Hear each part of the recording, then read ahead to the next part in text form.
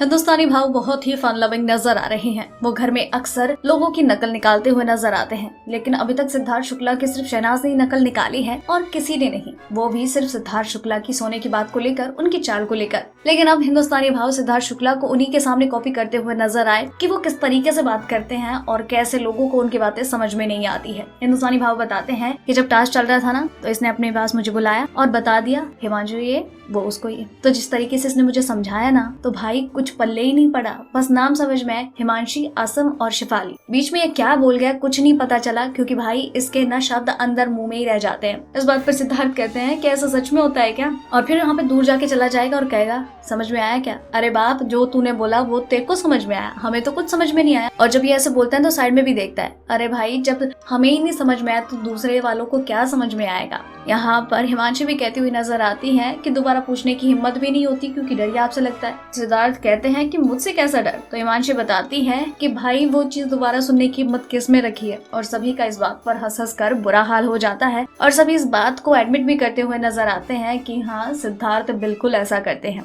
Big boss के stadium season की और भी कई डेडी खबरें यूं ही जानने के लिए बने रहिए हमारे साथ। इंडिया ट्रेंडिंग न्यूज की रिपोर्ट। सब्सक्राइब करें हमारा चैनल ऐसी ही लेटेस्ट और इंटरेस्टिंग न्यूज के लिए।